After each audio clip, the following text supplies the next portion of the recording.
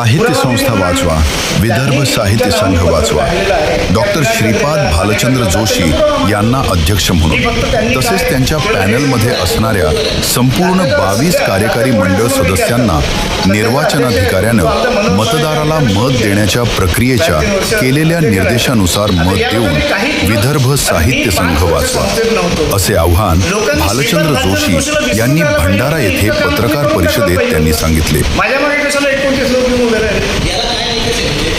काही निकष नाही. कोणा काय झालं खरं सांगायचं नाही, त्याला जबाबदार आम्ही आहोत. आम्ही जे सामाजिक सांस्कृतिक वाङ्मय प्रागतिक चळवळीतले लोक आहोत ना, हे आम्ही त्याला जबाबदार व्हायचं. कारण आमची भूमिका, आम्ही सगळे नवसाहित्य आधुनिक साहित्य सगळं, ती माझी पिढी आहे त्यांनी हे सगळं दिलं. आमची त्यावेळेला भूमिका काय होती की भारतीय राज्यघटना नव्याने आली, खूप मोठा समाज असून तळागाळातला शिकून समोर यायचा, त्याला आपण भाषेच्या साहित्याच्या प्रवाहात आणलं पाहिजे. त्याच्यासाठी साहित्य संस्था, पत्रकारिता, शिक्षण हे सगळं त्यासाठी मोकळं असलं पाहिजे. त्यामुळे आपण जर काही निकष आत्ताच लावले, ही गोष्ट मी 77 सांगतो, ज्यावेळेला आम्ही पहिल्यांदा आलो. आता 40-50 वर्षापूर्वीचा समाज आणि आजच्या स्थितीत फरक आहे. त्यावेळेला दलित साहित्य, जनसाहित्य, ग्रामीण साहित्य हे सगळे उठाव होते. आम्ही त्या सगळ्याचं नेतृत्व करत होतो, त्याच्या बाजूने उभे होतो आणि ही संस्था या सगळ्यांची असली पाहिजे या प्रयत्नात होतो. त्यामुळे सगळ्यांसाठी दरवाजे उघडे असावे म्हणून आम्ही वर्षानुवर्ष त्या संस्थेची लाईफ मेंबरशिपही वाढवून दिली नाही, ती सर्वसामान्यांना उपलब्ध असावी म्हणून. पण आता ते सगळे प्रवाह संपले, त्या सगळ्या चळवळी संपल्या, तो सगळा काळ बदलला. आता या संस्थांवरती आपला कब्जा करून इच्छिणाऱ्या शक्ती या खाली व्हायला लागल्या. आता परवाच मला इंडियन मेडिकल असोसिएशनच्या डॉक्टर्सनी असं म्हटलं की तुमची एकच संस्था अशी दिसते की जी प्रोफेशनल असल्या म्हणजे व्यावसायिक नसून ती खऱ्या अर्थाने तज्ज्ञांची संस्था आहे आणि इथे कुठलंच बंधन तसं नाही आहे. त्यांनी मला मेडिकल असोसिएशनची परफेक्शन दाखवली. आमच्याकडे जॉईंट सेक्रेटरीला सुद्धा काही पात्रता आणि निकष असल्याशिवाय तो जॉईंट सेक्रेटरी बनू शकत नाही. तुमच्याकडे गिरीकांती अतिक्रमणासाठी फॉर्म भरतोच कसा? म्हणजे अशा लोकांची हिंमतच कशी होते ज्यांचा काही संबंधच नाही साहित्य. आम्हीच लोक त्यांना आमंत्रित करतो, ते स्वतःहून तर काही येऊन बसत नाहीत तुमच्या जागेवरती. आपण त्यांना पाठीशी नाही, आपणच बोटून आणतो आणि मग आता आमच्यावर म्हणण्याची वेळ आली आहे की यांच्यावरून संस्था वाचवा. मी महामंडळाचा अध्यक्ष असताना पहिल्यांदा लेखी सूचना दिल्या होत्या, त्याच्यानंतर ते कोणीही पाळले नाही. हे संमेलनांमध्ये राजकीय हस्तक्षेप नसावा याच्याकरता काय केलं पाहिजे. आता ही पद्धत कोणी पाळायची नाही, आपण तिथे संस्था चालवणं द्यायची असतं त्यांच्यावर. सर, भंडारा जिल्ह्यात किती मतात? काय म्हटलं? भंडारा जिल्ह्यात किती मत आहेत आपल्यावाले संघामध्ये? असतं एकच दिसला मला.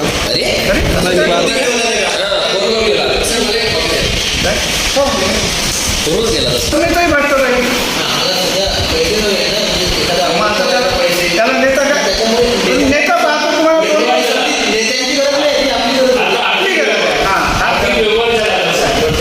लोकशाही विवेकाने चालवायची की नाही तर शेवटी चालवणार हे बघा. भंडाऱ्यामध्ये 55 शहरात ग्रामीणला मी सांगितलं 400च्या आसपास आहेत. परतवाडा आणि अचलपूर मिळून 500 आहेत. बुलढाण्यातील 500 आहेत. यवतमाळमध्ये सुद्धा 1-300 आहेत. हे 3 सगळ्यात मोठे जिल्हे आणि यातले मॅक्झिमम मतदार आमच्या बिल्डरनी केलेले आहेत ज्यांना गिरकांती आहे. माझा स्वतःचा परिचय त्याच्यात फार विस्तृत आहे, त्यामुळे मी तो वेगळा करून देत नाही. शेवटचे काही दिवस या निवडणुकीसाठी राहिलेले आहेत. 14 तारखेपर्यंत मतपत्रिका परत जायच्या आहेत आणि आजच फार मोठी बातमी आहे की पोस्टामध्ये मतपत्रिका कशा लांबवल्या जात आहेत, कशा चोरीला जात आहेत, कशा पळवल्या जात आहेत. आणि आजच मी दिल्लीच्या मुख्यालयापासून, महाराष्ट्राच्या मुख्यालयापासून तर नागपूरच्या UPOपर्यंत सगळ्यांना आम्ही आधी जी पत्र पाठवून त्यांनी जे आम्हाला आश्वासित केलं होतं त्या पार्श्वभूमीवर याच्या घटना घडत आहेत, त्या सगळ्यांचं आमच्यापर्यंत आलेली माहिती त्यांच्यापर्यंत पाठवली आणि त्यांना संबंधितांवर यथायोग्य कारवाई त्यांनी केली पाहिजे ही सुद्धा मागणी त्या पत्रामध्ये केलेली आहे. पोस्ट खात्याने आम्हाला सुरुवातीलाच आश्वासित केलेलं होतं की निवडणुकीतल्या मतपत्रिका स्पीड पोस्टनी जाणाऱ्या या प्रत्येक मतदाराला सुरक्षितरित्या त्याच्यापर्यंत पोहोचण्याची जबाबदारी आमची आहे. त्यामुळे तुम्ही निश्चिंत असा. तसंच परत आलेल्या मतपत्रिका ज्या आहेत त्यांचे पत्ते बदललेले आहेत, जे लोक हयात नाही आहेत, अशा सकाळी दिलेल्या बातमीनुसार त्या 27% इतक्या मोठ्या होत्या. म्हणजे जवळजवळ 7,490 पैकी जवळजवळ 1,794 हे सुमारे कालच्या आजच्या धरून एक साधारण 1900-2000च्या जवळपास एवढ्या मोठ्या प्रमाणावरती या ज्या मतपत्रिका परत आलेल्या आहेत त्यांच्या सुरक्षेची व्यवस्था काय, हा सगळ्याच उद्या असलेल्या पॅनलला प्रश्न होता. त्याची उत्तरं निर्वाचन अधिकाऱ्यांनी कोणाच्याही पत्राची अद्याप दिली नसली तरीसुद्धा त्यांच्या सुरक्षेची काळजी सगळ्यांनाच आहे. परत आलेल्या मतपत्रिकांची सुरक्षेची काळजी याकरता असते की 31/3 पर्यंत असलेली जी कार्यकारिणी विद्यमान असते त्याच कार्यालयामध्ये मतपत्रिका परत आलेल्या असतात. त्यातली प्रत्येक मतपत्रिका ही निर्वाचन अधिकाऱ्याच्याच हातात पडेल याची खात्री नसते आणि ती जर विद्यमान कार्यकारिणीचे उभे असलेले लोक आहेत त्यांच्या हाती पडली तर त्याचं काय होईल याबद्दल सगळे चिंतित असतात. हे प्रत्येक वेळेलाच होत असतं. 1980 नंतर पहिल्यांदा इतक्या मोठ्या प्रमाणावरती मतपत्रिका तुमच्या पिढीने तर मतपत्रिका पहिल्यांदाच पाहिल्या असतील आणि 1980 साली आम्हीच फार मोठं तरुणांचं बंड म्हणून काढलेला इतिहास आहे तो. त्यावेळेला तरुण मंडळी फक्त 80 मतांनी हारलेली होती, तीसुद्धा दगाबाजी झाल्यामुळे. त्याच वेळेला 2 पॅनल एकमेकांसमोर येऊन पहिल्यांदा झाली. त्यानंतर कोणालाही 22 लोकांचं पॅनल उभं करून निवडणूक उभी करण्याची वेळच आली नाही, कारण आम्ही 77 साली संस्थेत आल्यावर 30 वर्ष मी तो उपाध्यक्षच होतो. अध्यक्षपद सोडून सगळ्या पदांवरती जी काही संस्थेला दिशा देण्याचं काम केलं ती संस्था आम्ही सगळ्या प्रवाहांची केली, सगळ्या अस्मितांची केली, सगळ्या जिल्ह्यांच्या प्रतिनिधींना सामावून घेत शाखांचा विस्तार करत, बंद पडलेल्या शाखा सुरू करत. तर त्यामुळे सुमारे 35 वर्ष संस्थेमध्ये वातावरणच असं होतं की सगळे एकमेकांना म्हणजे 1-2-4 लोक जर बाहेर उभे असतील तर विड्रॉलच्या दिवशी त्यांना सामावून घेत निवडणूक संपून जात होती. आज 10 लाख रुपयाचा संस्थेला खर्च आहे निवडणुकीचा. ही लक्झरी संस्थेला परवडणारी नाही आहे, ही सेवाभावी संस्था आहे, पण तिला सत्तेच्या पदांमध्ये रूपांतरित करण्यासाठी या निवडणुकीचा वापर केला जातो आहे. आणि त्यामुळे या निवडणुकी म्हणजे 103 वर्षाच्या या संस्थेच्या इतिहासात 50 वर्ष तर आम्हीच त्या संस्थेशी संबंधित आहोत. पण अशी निवडणूक या संस्थेच्या इतिहासात कधी झाली नाही. 111 अर्ज कार्यकारिणी सदस्यांसाठी आणि 11 अर्ज अध्यक्षपदासाठी. हे इतका अविश्वास, इतका असंतोष या संस्थेमध्ये आम्ही कधी निर्माणच होऊ दिला नव्हता. त्यामुळे तरी म्हणजे माझी उमेदवारी शेवटच्या मी 5 वर्ष संस्थेपासून दूरही होतो खरं म्हणजे. मी पाय ठेवलं नाही तिथे, त्यांनी कधी माझ्याशी संपर्क साधला नाही. पण जिथे माझ्याशी संपर्क साधला नाही तिथे इतरांशी संवाद असण्याचा मुद्दाच नव्हता. त्यामुळे सगळ्या शाखांशी तुटलेला संवाद, लोकांशी तुटलेला संवाद, तिथे गेलेल्या संस्था आपलीशी न वाटणं.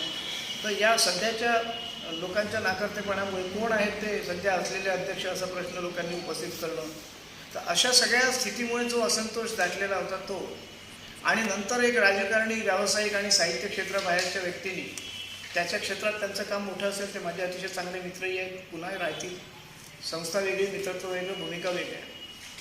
पण त्यांच्या मागे एक म्हणजे त्यांनी प्रचारच सुरू केला की खासदार नितीन गडकरी यांच्या पाठिंब्याने ते उभे आहेत आणि तिथून सगळा गोंधळ सुरू झाला. त्यांच्या या घोषणेमुळे त्यांच्या विरोधामध्ये नाट्य परिषदेचे ते कधी काही त्यांनी केलेली जे काय असेल नसेल त्याच्या विरोधात प्रचंड मोठ्या प्रमाणावरती नाट्य परिषदेचे सगळे लोक उभे झाले. 11 पैकी 6 अध्यक्ष जे उभे झाले ते त्या नाट्य परिषदेचेच होते. अजूनही रंजन दार्वेकर उभाच आहे. हा सगळा जो असंतोष होता याला एक वळण लागावं. आणि मी तर शेवटच्या दिवशीपर्यंत सांगत होतो की हे 10 लाख रुपये वाचवा. 111 लोकांमधून तुम्हाला उत्तम 22 लोक मी निवडून देतो. लोकांचा आमच्यावर विश्वास आहे, तुमच्यावर नसला तरी. आणि आपण कार्यकारिणी मंडळाची निवडणूक संपवू. अध्यक्षांमध्ये सुद्धा 5 अध्यक्षांपैकी आपण काही निकष ठेवू की वाङ्मयीनदृष्ट्या जो सक्षम आहे, समर्थ आहे, ज्याची कुवत आहे, संस्थेला दिशा देण्याची ताकद आहे, संस्थेत काम केलेलं आहे, असं जर कोणी असेल आणि श्रीपाद भारतीनाथ जोशीपेक्षाही जर कोणी तुम्हाला थोर वाटत असेल तर अशा माणसाला अध्यक्ष करा. अध्यक्षाची निवडणूक आपण टाळू शकतो. मात्र शेवटच्या दिवशीपर्यंत 2-3 आम्ही प्रपोजल दिले, ॲक्सेप्टही झाले, पण कोणीही त्याचं पालन न केल्यामुळे माझा प्रयत्न हा होता की संस्थेमध्ये अधिकाधिक चांगले, नवीन, वेगवेगळ्या विचारप्रवाहांचे, अस्मितांच्या पुढे संस्थेला दिशा देऊ शकतात अशी काही मंडळी निवडून त्यांना आग्रह करत होतो की तुम्ही या, फॉर्म भरा. पाहता पाहता माझ्याकडे 29 लोक जमा झाले. त्यातले 22च ठेवायचे होते, जागा 22 असल्यामुळे 7 लोकांची विड्रॉल द्यायची वेळ होती. 9 तारखेला विद्यमान कार्यकारिणीमध्ये सगळं जर चांगलं चाललं असतं तर तिथल्या सध्याच्या 1/3 कार्यकारिणींनी सध्याच्या अध्यक्षतेच्या पॅनलमध्ये निवडणूकच लढवण्याचं नाकारलं. ज्या एकाने गजानन नारेंनी 9 तारखेला ज्यांनी फॉर्म भरला होता त्यांनी विड्रॉल देऊन टाकलं.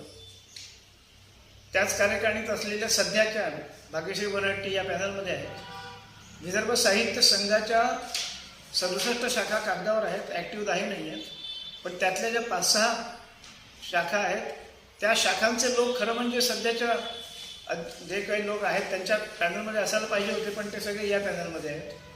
5-6 शाखांचे लोक शाखाध्यक्ष आहेत. यवतमाळचा जो कार्यभाराचा विश्वरूपे, गिरधर आहे रामटेकचा. हा जो सगळा असंतोष आहे हा ज्या पद्धतीने संस्थेच्या जागेवरती कब्जा मिळवण्यासाठी आणि तिचा व्यावसायिक पद्धतीने अधिक मोठ्या प्रमाणात मेट्रो गेलेली आहे समोर, त्यामुळे 4 FSI झालेला आहे, अनेकांच्या तोंडाला पाणी सुटलेलं आहे. आणि दुर्दैवाने ज्या बिल्डरला आम्ही ती संस्था डेव्हलप करण्यासाठी दिली आणि ज्याच्या त्यांनी ते काम पूर्ण झालं नाही, त्याच माणसांनी राजकारणातला व्यावसायिक साहित्य क्षेत्राशी संबंध नसलेला असा उमेदवार उभा करून त्याचा प्रचार चालवलेला आहे. लोक मला सतत सांगतात की त्याला सांगा की ज्या तुझ्या बापाला ज्या माणसाने अहिंदी म्हणून राष्ट्रभाषा प्रचार समितीने हुसकावून लावलं त्याच माणसाला तू एका मराठी संस्थेचा अध्यक्ष करायला निघाला आहे. मी म्हटलं सगळं सांगून झालेलं आहे, सगळे प्रपोजल देऊन झालेले आहे, पण सुईच्या आग्रहावर मावेल इतकीही जमीन मिळणार नाही असा संदेश असल्यामुळे मी निवडणूक उभी झाली. माझी उमेदवारी शेवटच्या दिवशीपर्यंत अध्यक्षपदाची नव्हती, पण ती या 22 लोकांना, या 29 लोकांना मी प्रवृत्त केल्यामुळे मला समोर या 5 वर्ष मी संस्थेपासून दूर आहे, मी आधीच सांगितलं. पण एकूण आता केवळ विदर्भ साहित्य संघ नव्हे, महाराष्ट्रातल्या सगळ्याच विभागीय साहित्य संस्था, मग ती मुंबई मराठी साहित्य संघ असो, इव्हन साहित्य संस्था नसलेली आशियाटिक लायब्ररीची जागा, सगळ्या जागा आमच्या संस्थांच्या आता महाराष्ट्रातल्या अशा मध्यवर्ती ठिकाणी आल्या आहेत की ज्यांची संपत्ती जागा या आता अब्जोअधी रुपयाची कमाई करून देण्याचं झालेलं आहे. त्यामुळे या संस्था एका कोपऱ्यात कुठेतरी टाकून द्यायच्या आणि मी काय करून देईल, तुम्हाला एक चकचकीत गुळगुळीत इमारत बांधून देईल. मी हजारदा सांगतोय, आम्ही 1980चं आमच्या कार्यक्रम होता की संस्था म्हणजे इमारत नव्हे. आम्ही रस्त्यावरच्या नाटकातून, रस्त्यावरच्या कवितातून, रस्त्यांवरच्या आंदोलनातून, समांतर कला आंदोलनातून आलेले लोक आहोत.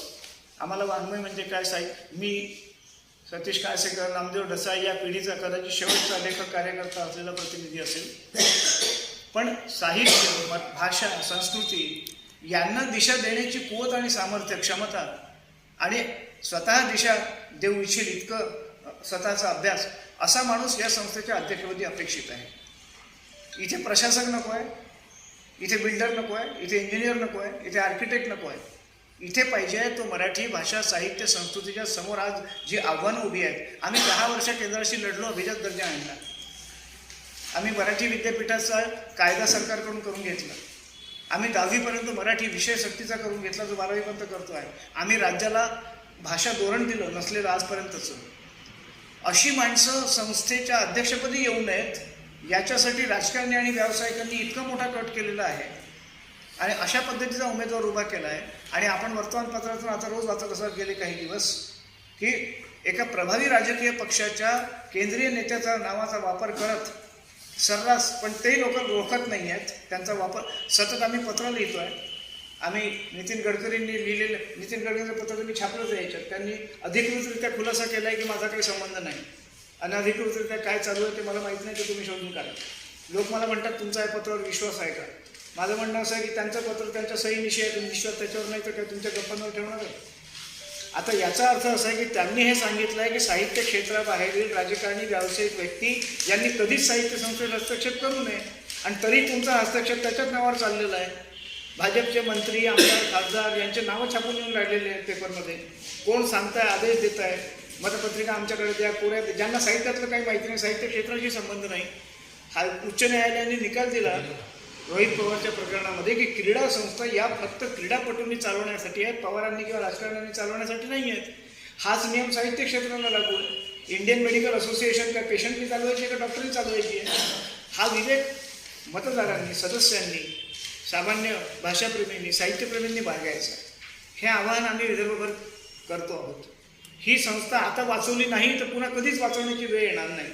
आणि केवळ ही नाही, आधीचं तर आमची चळवळ साहित्य संस्था वाचवा होती, भाषेच्या संस्था वाचवा ही होती. तिचा विस्तार आम्हाला विदर्भ साहित्य संघ वाचवापर्यंत करावा लागला आणि या निवडणुकीत उभं राहावं लागलं ती संस्था वाचवण्याकरता.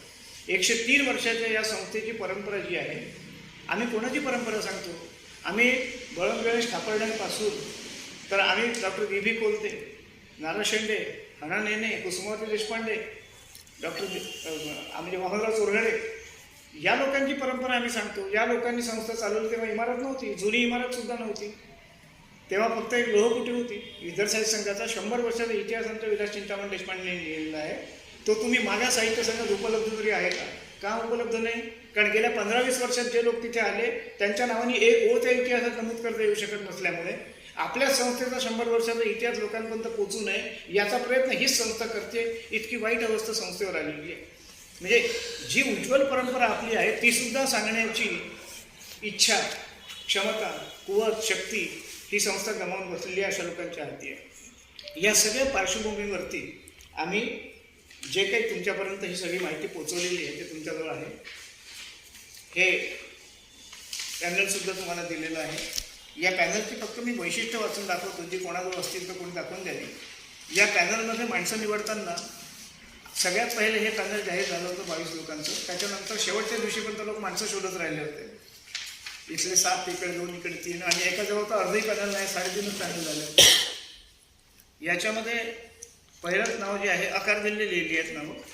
अग्निहोत्री जे आहे ते प्रख्यात कायदेतज्ञ ज्यांचं आता न्यायमूर्तीसाठी नॉमिनेशन आहे. संजय इंगळे तिगावकर महत्त्वाचे कवी आहेत. अंधश्रद्धा निर्मूलन चळवळीतले फार महत्त्वाचे कार्यकर्ते आहेत. पर्यावरणाच्या चळवळीतले आहेत. ज्योत्स्ना कदम या उत्तम कवयित्री आहेत. दीपक गिरधर हे शिक्षक प्राध्यापक आहेत आणि विदर्भ साहित्य संघाच्या रामटेक शाखेचे ते सध्याचे शाखाध्यक्ष आहेत. पंढरनाथ डेंगळे हे सध्या अहेरीच्या शाखेचे शाखाध्यक्ष आहेत. विलास चिंतामण देशपांडे माजी सरचिटणीस आहेत विदर्भ साहित्य संघाचे. मी अखिल भारतीय मराठी साहित्य याचा महामंडळाचा अध्यक्ष असताना आमचे कोषाध्यक्ष होते.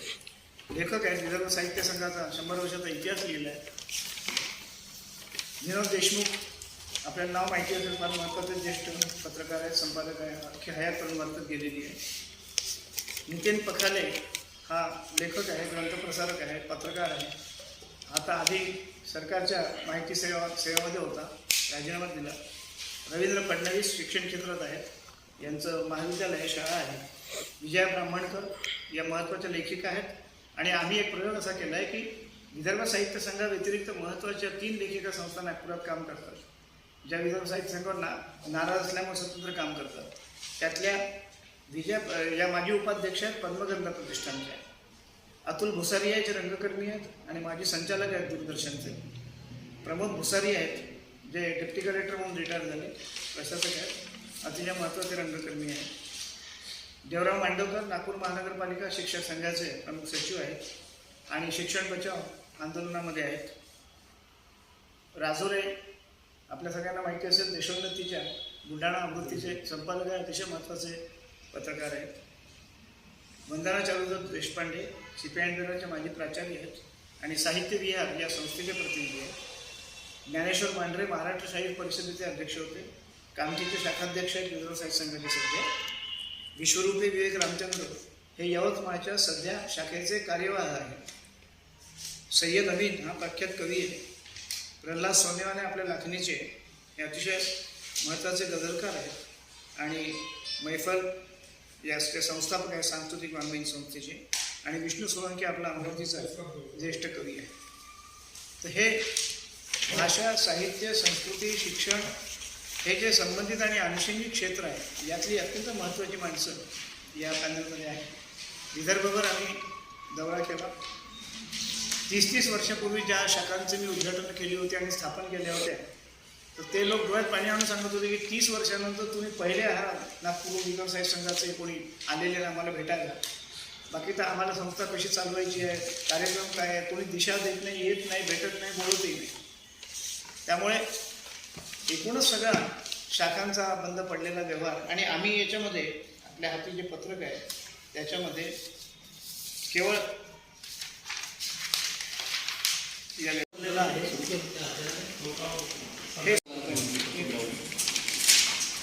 म्हणजे माझे जे महत्त्वाचे मुद्दे आहेत ते मी तुमच्यासमोर आधी हायलाईट करतो. या सगळ्या प्रकारामध्ये या संस्था